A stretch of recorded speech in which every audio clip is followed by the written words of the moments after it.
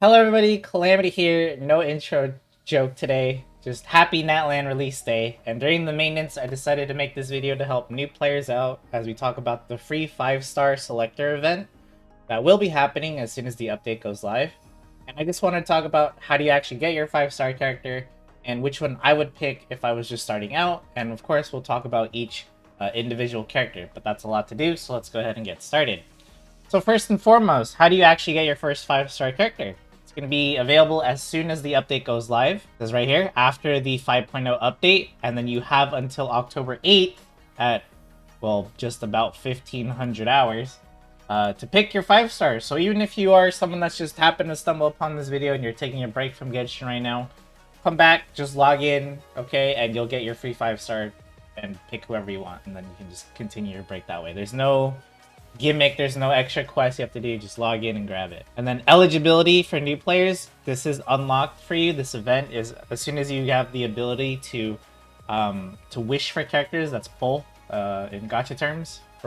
As soon as you can pull for characters, you'll have access to the event. So really easy, and then the details are self-explanatory. You just pick one of the 5-star characters from the standard banner of your choice. You can only invite one of them. So big choice for new players out there. I'm sure a lot of veteran or old players already know who they want, either a character they've been missing or a character they just really want to invest in. Now, with that being said, let's go ahead and move on to the boring answers about this event. Like, who should I pick? Who's the best character? Go ahead and just pick the one that's the most fun for you, okay? I don't know if there's going to be character trials available for each one so that everyone can, give each character a shot.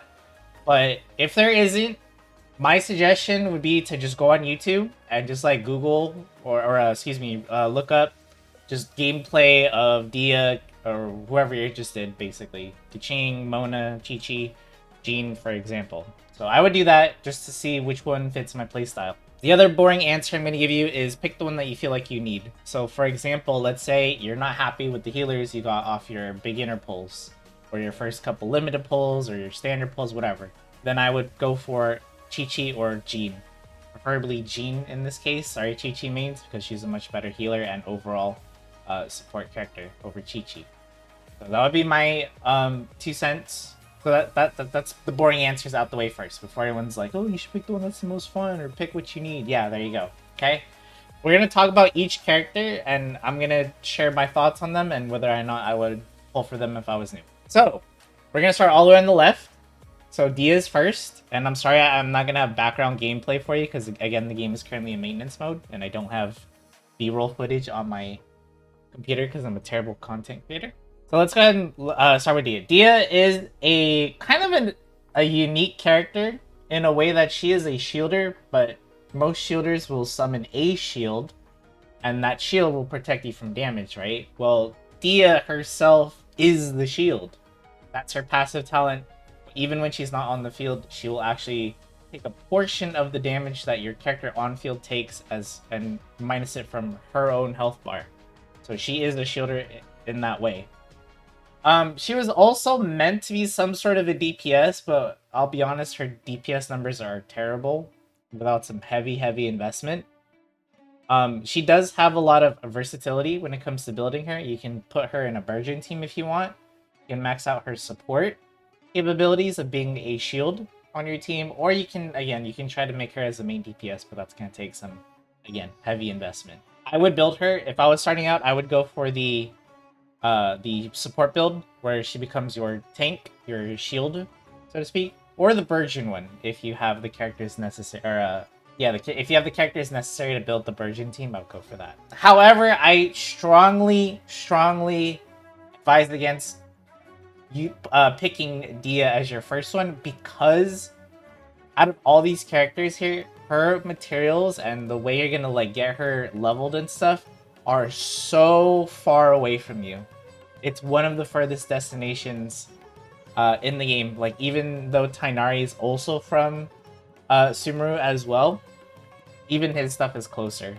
But Dehya's stuff, you're gonna have to travel really far to get her leveled once you want to invest in her.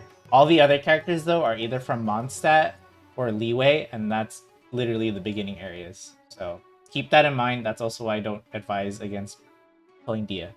at least early on. Alright, next up is Keqing, and I do recommend her as a main DPS for everybody.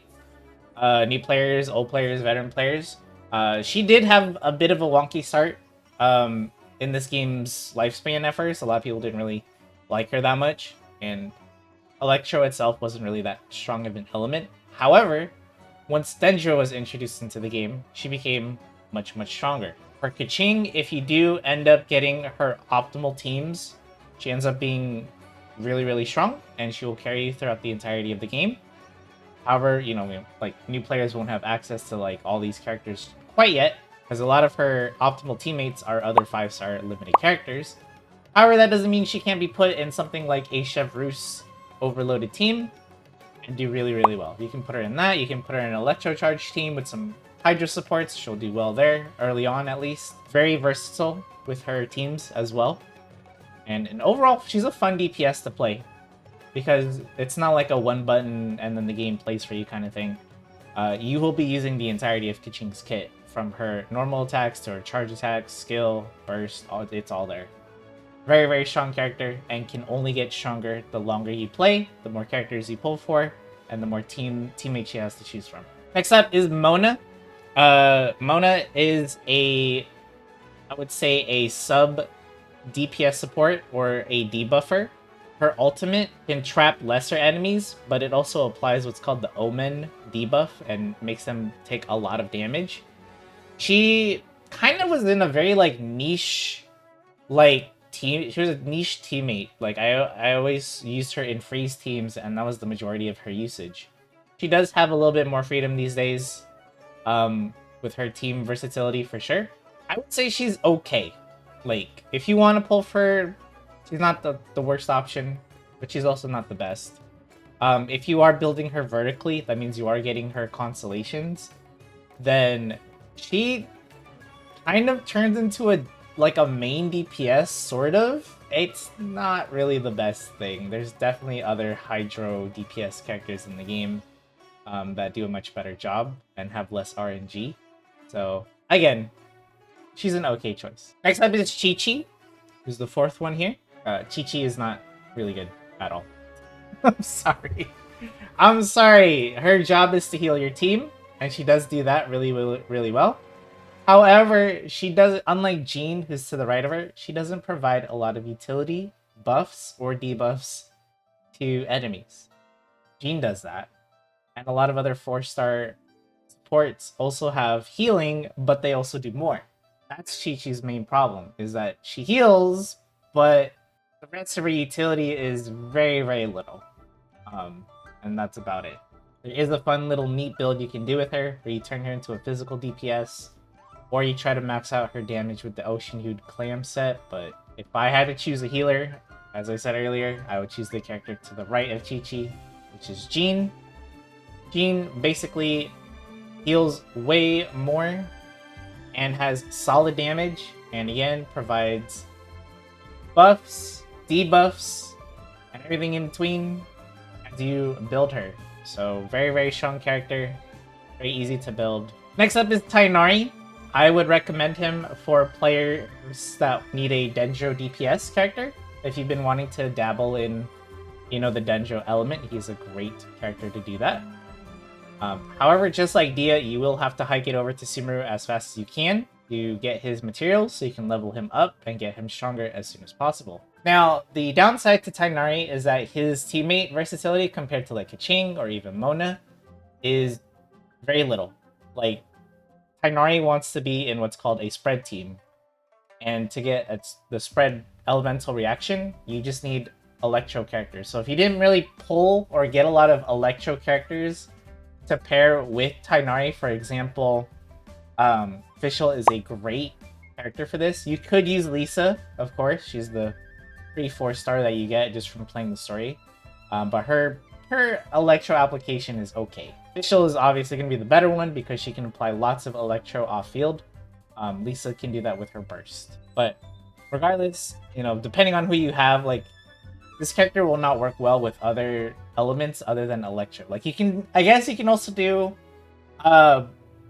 Pyro if you have some sort of burning team, but Emily is the character to go to if you want to do some, like, burning shenanigans, but I guess even him with Xiangling would be an okay combo as well. So would I recommend it for new players?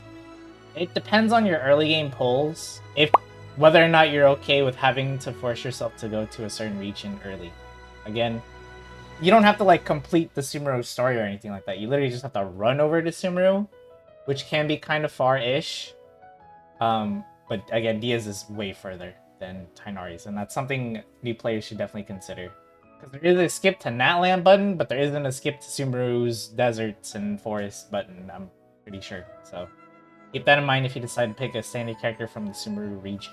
Last but not least is Diluc, and I absolutely do recommend this character for new players. He's just as good as Keqing.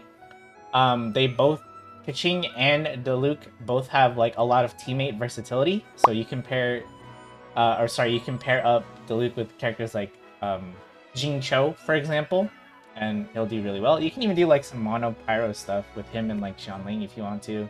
He works well with Bennett. You can do overcharged. Again, you can pair him with Chevreuse and Fischl. If you happen to get Chevreuse early, she'll make overcharge like go from like good to like really, really great. So that's why I keep recommending Chevreuse. And with that being said, that's pretty much it on the standard banner characters. So for DPS characters, Keqing and Diluc are definitely the go-to. Again, both of these characters are available like early on, like their materials are available early on, so it's easy to build them as you're doing the prologue and the first story chapters. If you do want to see more if you do want to see more gameplay of these characters, again, I highly recommend checking out a guide or just gameplay of them being used in endgame, so you can kind of see what they look like and how it works out, and see if that's something you want to replicate in your game. And with that being said, if you have any questions, comments about the characters, feel free to ask me down in the comments down below. Or if you have your own tips and advice for other fellow new travelers that might be a little bit overwhelmed by the new character or the 5-star selector, feel free to chime in your advice as well. Something else that I want to say before I end, and I probably should have said this at the beginning, is that you should definitely do your beginning pulls first. Like, you're going to be showered with gems and wishes left and right as you first play the game. So pull on that beginner banner, get a couple pulls on the standard banner and the limited banner, and see what you get first, because you could end up getting one of these 5 stars early.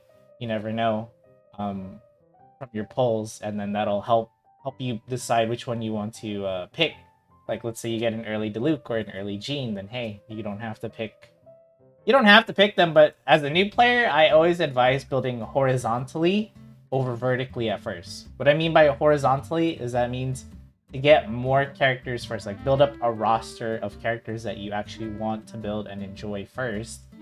Then once you found those teams that you really, really like, that's when you start to build vertically, and that means to get constellations for them, or like to heavily invest in them, you know, upgrading their talents, they're giving them really good weapons and artifacts and stuff like that. That's what it means to invest vertically. But yeah, that's gonna be it for this video. Thank you so much for watching. Again, happy Natlan release. Hope you guys all enjoy the new update, and I will see you all in the next video. Thank you so much for watching.